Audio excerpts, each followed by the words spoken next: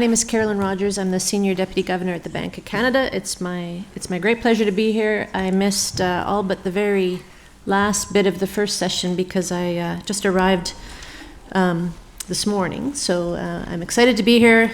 I've had lots of coffee and I'm ready to go. So this session is about diversity in the economics profession and central banking.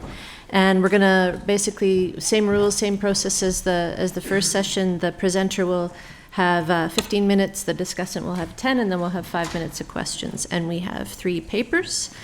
And Marcus Biermann from Bielefeld University is going to kick us off. The floor is yours.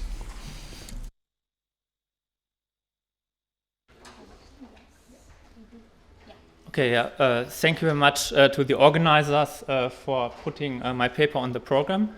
So this paper is about how the introduction of online seminars changed the speaker characteristics of pre-existing economics seminars.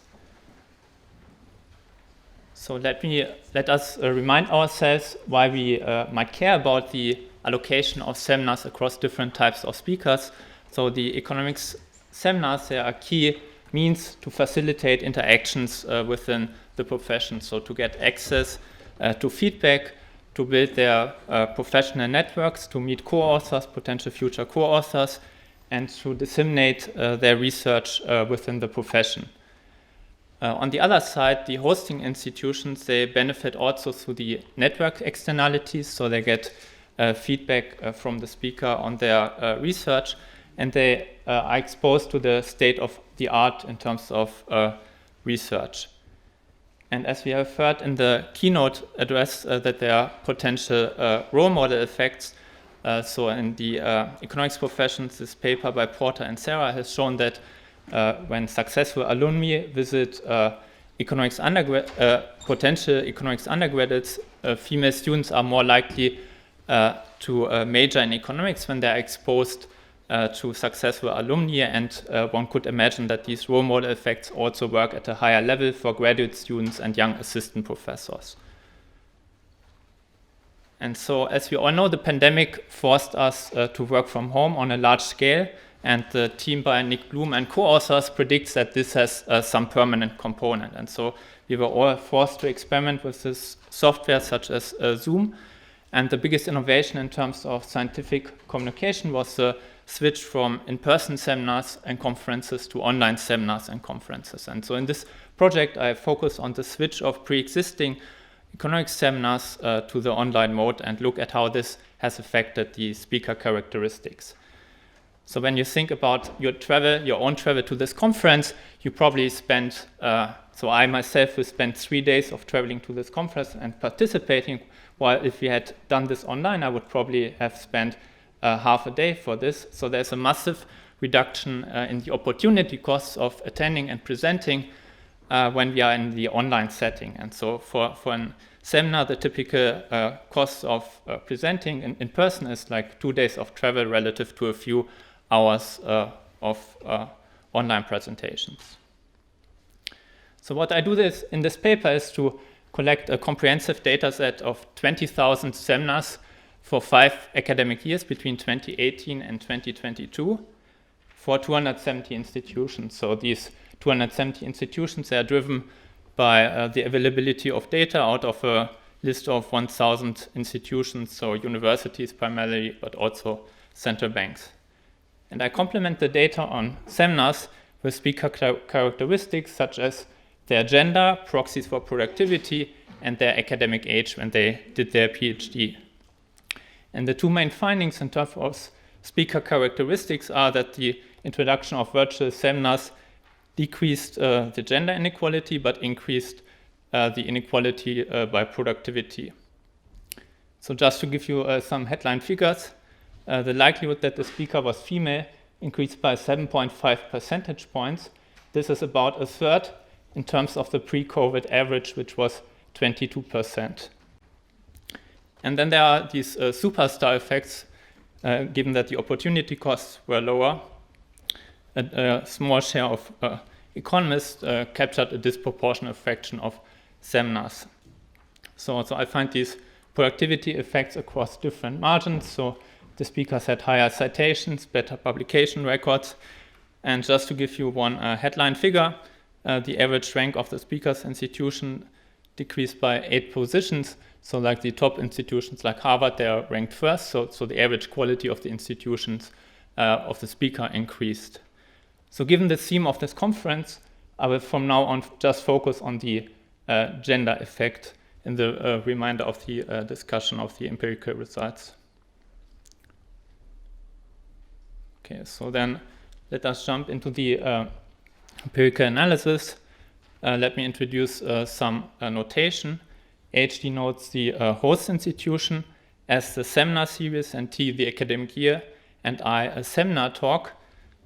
So for example, an HS combination would be a macro seminar at Harvard University. So big institutions have many seminar series, and so I relate the outcome that the speaker is female to an HS fixed effect. So with an host institution seminar series, specific fixed effect, speakers experience, and just a time dummy initially for the academic year 2020. So I started this project relatively early and initially focused on the fall 2020, when there were no vaccines available and really the vast majority of seminars was held online, and there was little cross-institutional heterogeneity.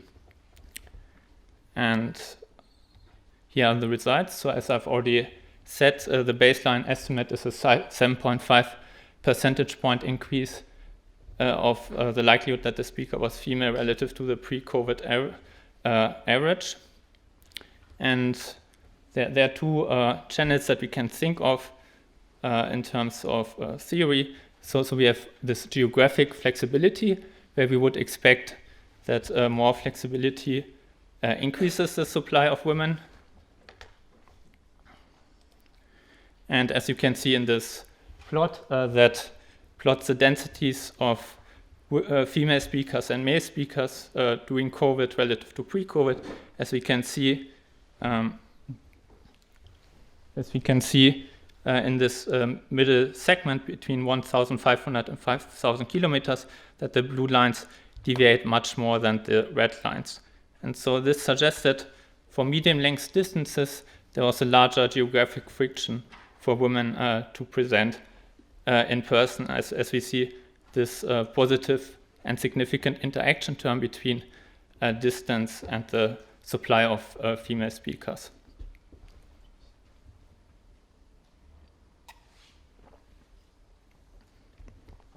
Now, the other channel was that we can think theoretically of was the allocation of time. So other papers have shown that in the context of COVID, that female academics that they had to dedicate more time in terms of childcare relative to male academics. But in the context of academic seminars, I do not find any heterogeneity with respect to the age of the speaker. Now this simple estimate of the time fixed effect for 2020, it might reflect many things. It might reflect a change in the composition of the profession. It might reflect a change in preferences from the demand side. So I looked at a given point in time in 2020 when there was roughly 55% of seminars were held online and 45% of seminars were held in person. So when these things should be relatively constant, does being female predict that the seminar was held online? And I find that this is the case.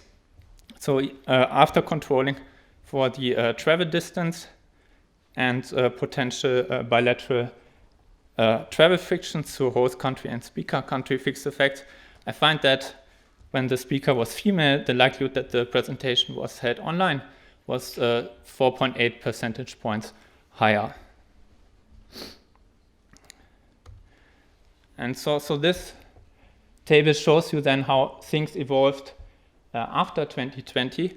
So as you can see, there's, due to the sorting of female speakers into online seminars, there's little difference in the point estimate relative to the pre-COVID average. However, in 2022, 90% were back in person again, and 10%, roughly 10% of seminars were held online. And you see that this point estimate is roughly 2.5 percentage points lower than this point estimates, and is statistically different from these 2 point estimates at the 5% level. So this suggests that the flexibility of online seminars has somehow increased the female representation, but probably it's not the whole picture, as the profession has become more aware of the unequal representation.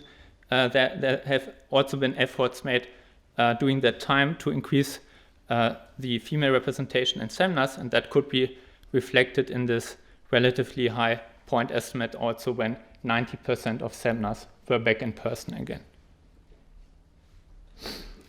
So I ran a bunch of robustness checks. So let me point out 3 things here. So there were these newly established public seminars where basically everyone could dial in without being affiliated with an institution. So for example, this virtual macro seminar, or there was a Chamberlain seminar in econometrics. And so as you can see, there was no cross-substitution between these newly established public seminars and institutional seminars. If anything, the share of female speakers was higher in these newly established online seminars. And so far I've shown you the likelihood that the speaker was female, but I also find that the number of seminars given by female speakers increased by 0.22. So overall, the overall number of seminars decreased, but the increase in female participation was higher, such that the extensive margin, the number of female speakers, also increased at the extensive margin. And then I looked at one high-profile prestigious conference, the NBR Summer Institute, that's always held in the same location. And I look at discussants, and I also find that the participation in terms of conferences and in terms of female discussants increased during COVID. Now, so far, all the analysis has been at the seminar talk level. What about individual speakers? So as I said in the introduction, there were these superstar effects that relative high productive economists captured a disproportionate share of seminars. And I find that that there was an increase both at the intensive and extensive margin. So the average number of seminars by female speakers increased from 1.54 to 1.74.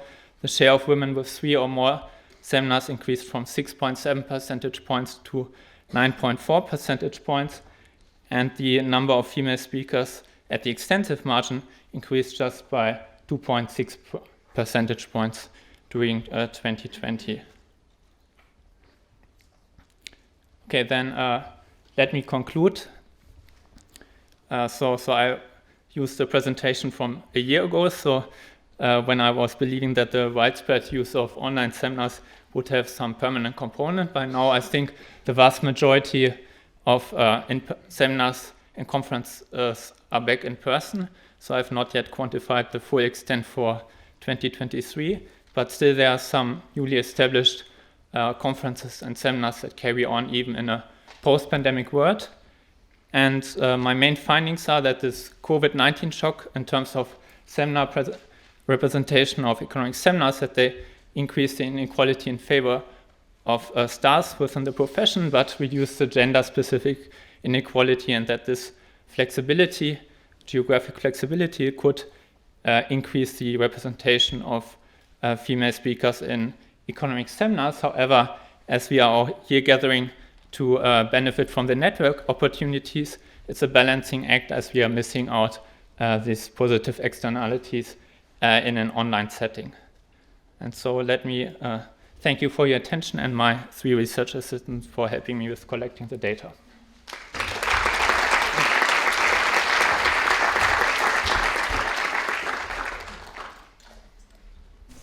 And now we have Sarah Smith from Bristol University, who will discuss the paper, and then we'll open up for some questions.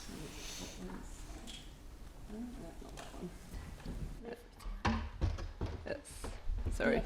This one, yeah. This one, brilliant. Okay. So thanks very much for inviting me to discuss this paper.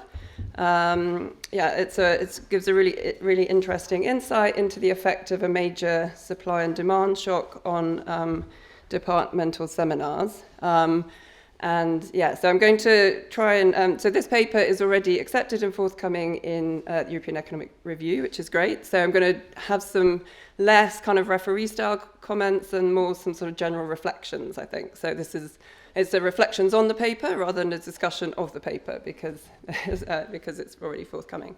So this paper collects and analyzes a very rich data set of economic seminar speakers at 270 institutions. That's an incredibly impressive thing to have done, particularly when it's integrating individual speaker level data on their gender and productivity. It produces the new evidence we've seen on the effects of COVID, sort of a shift in seminars online, on the composition of the seminars and the speakers. And Marcus made the main findings very clear. There was a reduction in the overall number of seminars, driven mainly at lower ranked institutions. There was an increase in the share of female speakers, both junior and senior, or stars, I'm going to call them. And overall an increase in the share of star speakers, including journal editors. And related, there's a kind of increasing distance between the seminar speaker and the host institution. And the kind of the increase in distance is sort of a correlated, it falls out of the fact that there's an increase in women and an increase in stars. So I don't think it's a separate finding. It sort of provides the mechanism for the increase in women and the increase in stars. So my reflections are going to be, so I think the kind of the shift online and the change in demand and supply of seminars provides some insights into what shapes seminar series. And I think it also provides an opportunity to reflect on what seminar series should look like.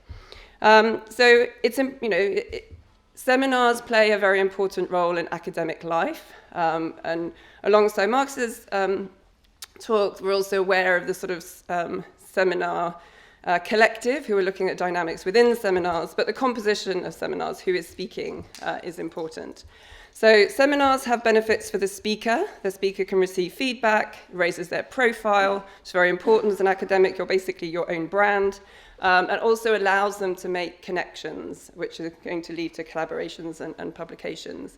And we know, for example, that women have smaller networks. So, these connections, the lack of connections may be one reason why women do less well. For the audience, there's exposure to cutting-edge research. The audience also wants to make connections with the speaker, and there are potential role model effects. Thinking about these two sets of benefits, I think for the speaker, the benefits are greater if the speaker is junior. I think for the audience, the benefits are greater if the speaker is a star. So often departments will try and invite senior people, editors. My department is currently very keen to invite lots of editors in the belief that they can chat to the editor and raise the profile of their research.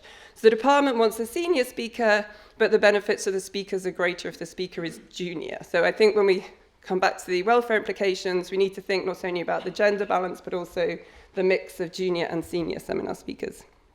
Okay, so COVID pandemic changed demand and supply for speakers. So there was a reduction in demand. We all know what online seminars were like. The benefits of an online seminar were much less than the benefits of an in-person seminar. I think they also increased and flattened the supply curve of seminar speakers and did so to a greater extent for stars and female speakers. So these are the pre-COVID supplies. This is from the department's perspective. These are the pre-COVID supply of different types of seminar speakers. I didn't want to make the supply of junior males perfectly elastic, but it probably is, right? If you want to invite junior males to give speakers, there's quite a lot of them. There's fewer star males and junior females, so in order to achieve the same number of star males and junior females, you have to pay more as a department, and there are even fewer star females, so to achieve the same number of star females, you have to pay more again. So we can think of these supply curves as sloping up more and more for females and for stars. So what COVID did is basically flatten those supply curves. There is some argument that supply was still upward sloping for parents, but essentially what COVID did is made that supply flat. So demand went down, supply went up. So I think the effect on the number of seminars is ambiguous, but given these differential supply effects, we would expect the shares of female and star speakers to increase because, you know, you've got bigger changes in the supply of both of those two types of seminar speakers. So with this framework in mind, the changes we've observed give us some insight into what drives the demand for seminars by departments. So, I mean, I think this is not particularly profound insight, but there are clearly perceived benefits to in-person seminars over online. The fact that the number of seminars went down means that the fall in demand dominated the increase in supply. So clearly demand for online seminars is lower from demand for in-person. But the overall effect's ambiguous because there was this increase in supply. We could have had infinite seminars given, you know, the very low cost. I think we can also conclude departments prioritize own benefits over speaker benefits. So relaxing these supply side constraints shifted the share of speakers who are stars. That means that's who departments want to invite over juniors. We also get the insight that supply side constraints really do bind for female speakers. So the fact that the female speakers go up when the supply side constraints were reduced means that they are important. You know, the fact that women are underrepresented is because of these supply side constraints. So we might need to think about paying more. You know, there's a cost if we want diversity. I think we can also conclude that departments are conscious of trying to increase the number of female speakers. So departments want stars, so they would have shifted to more male and female stars, but the number of junior women also went up when the supply of female speakers flattened. So I think departments are conscious of trying to get junior females. So that's a sort of positive in terms of, you know, this is like, so you can think of COVID as letting departments pick who they want free of any supply side constraints. And so the fact that they're increasing the number of women means that they do actually care about diversity, which is a nice thing. Okay, what about, you know, what do we think about an optimal, you know, how should we think about Marcus's results in terms of sort of what an optimal seminar series should look like? Or, you know, I think that, you know, I thought it was a really interesting issue to think about. So there's another paper by Jennifer Doliak, Erin Hengel, and I think it's Maria Pancotti, who kind of also been documenting the share of women in seminars. So I love this quote for them. The optimal target for the share of seminar speakers is not the current composition of the profession, but the composition we aspire to achieve. So if we're thinking about collectively promoting diversity and seminars being one of the tools for doing that, who should departments be inviting to speak? And I think there, the mix of juniors and stars is important, as well as just looking at the gender mix. So female stars may be role models, and that may be great as a department to have a female star, but it's junior women who benefit directly from being a seminar speaker. It's junior women who are leaking out of the economics pipeline, and it's junior women who suffer from all the multiple disadvantages that have been illustrated. You know, the lower probability of promoting, the grindstone language in reference letters, the smaller economics networks. These are all problems facing junior women, not senior women. So I think to think about seminars and diversity, we should focus just on the junior women, not on the stars. So in an online environment, I think relaxing the supply side constraints and increasing the share of female speakers is positive, but I think increasing concentration of speakers and an increasing share of stars and editors is negative for diversity. So I think in a final reflection on seminars, I think there's a market failure. Departments want to invite the stars, but the benefits to the seminars fall on juniors, and I would argue sort of more so junior women and other underrepresented groups and juniors from those groups. So I think an optimal seminar series for the profession would have more junior women and juniors from other underrepresented groups, but this is not in individual departments' interest, so perhaps there's something to be done there. Thank you. Thank you, Sarah. So we'll collect some questions and then give Marcus a chance to respond. Sure, go ahead.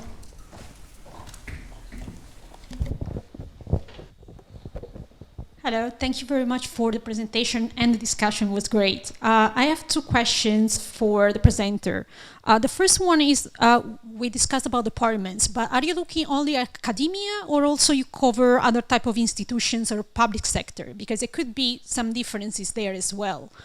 Another question is, there have been in the online world also new seminars organized spontaneously by researchers for researchers. Do you also see something about this in your paper? Because I know Ideas Repack took care of like listing all the online seminars that were around. So not only the officially released on their website of the academic institutions. And also if you see if in the organizing committee of a conference or a seminar there are more female, if this also has an effect on female speakers. Thanks.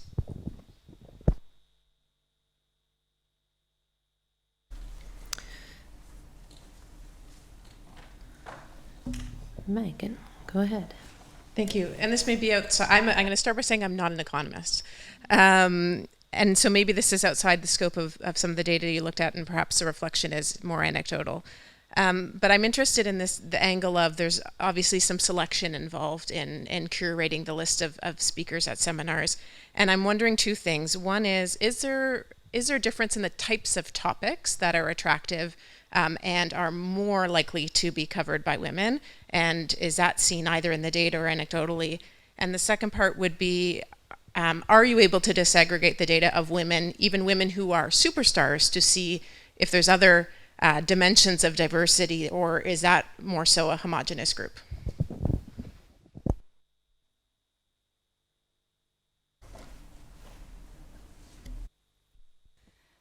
I actually have a question about the interpretation, I suppose, and it's beyond the scope of the paper, I understand, but I just want to get your thoughts about that. So in terms of the online participation of women having increased, how should I interpret that? Is that a good thing, or is it something that we should be concerned about? Because we all know the disadvantages of an online conference or an online seminar, that you lose the networking and you basically just present and get some feedback and basically turn off your screen and that's it. If women are attending these conferences or seminars more online, what are they losing relative to men who are attending in person? I think that's what I want to sort of get your opinion about. Is it better to, maybe just to put it in one question, is it better to attend 5 seminars that are online versus 2 in person?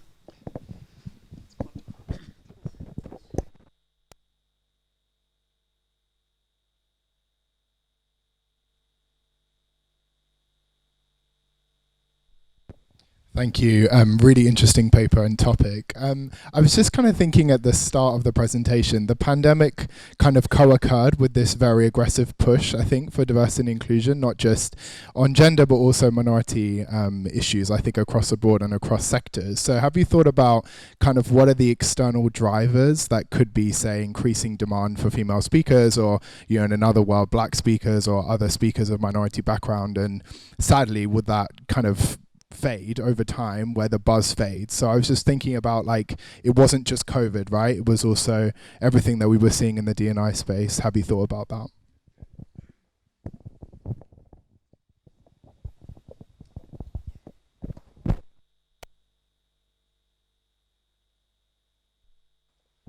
Thanks. So the other thing I was thinking about virtual seminars is the environment it creates versus in person. So sort of related, the other thing that changed a lot over that time period is a number of associations, institutions, including mine, that introduced code of conducts, right? And so the idea was to make the environments for seminars less, as was perceived at the time, less hostile, less aggressive, and it benefits speakers who, maybe have a different presentation style. So, for example, on virtual seminars, no one can cut you off and interrupt you. I've seen people try, but they can't. So I think that environment is typically considered more welcoming, and then you have another element of the demand side where women and other cultural will opt in to present at those seminars because they get feedback on their work and they're not hampered by presentation skills or other cultural issues. Okay, I think we'll give you a chance to respond. It sounds, the first thing that I got from that is people are really excited about the data set you've created and all kinds of things we can find from it. So the floor is yours. Yeah, thank you for the many questions. I guess I will only answer them partially and answer them fully one-to-one. So with respect to the first question on academia relative to the public sector, so I included these central banks and also 2 or 3 public institutions, but the vast majority, like 90%, are universities. So I've not estimated a heterogeneous effect for public sector institutions, but I could look into this. So about the second question, there was a question on the types of topics. So I've also find that the results are robust when controlling for the field of the speaker and also when excluding COVID-related topics. So I guess it's not driven entirely by the types of topics. So this other paper that Sarah was mentioning by Dolak et al., I think they also look at the composition by field of seminar speakers. So I did not add to this. That's already existing in this other paper. Then there was the question about what we are losing from online interactions. That's I'm not yet in a position to say what we are losing. So Nick Bloom, I think he argues that working from home actually can increase productivity. So I guess that would be potentially a follow-up paper with my data to study the network effects, which I think is hard to identify, but trying to identify the network effects of in-person relative to online seminars. That's something that you could do with my data. And then there was a question about other channels concurring with the COVID shock. So I think that was a point that I was making with this staggered return to in-person seminars. That was still a high share of female speakers. So, but that it was statistically differently lower from the COVID year 2020. And so I guess the online component helped, but it's hard for me to quantify the exact percentage of both forces in their contribution. And then the last question was about the code of conduct and the interruptions. So I think there's a paper in the poster session that uses machine learning techniques to study the interactions in an online setting. And so I guess that's an active area of research, and I would refer you to that poster for more insights on that question. Very good. Thank you very much. Excellent paper. As I said, exciting database. I can see people want other insights from it. So thank you very much. Thank you, Sarah. Very good. Now we'll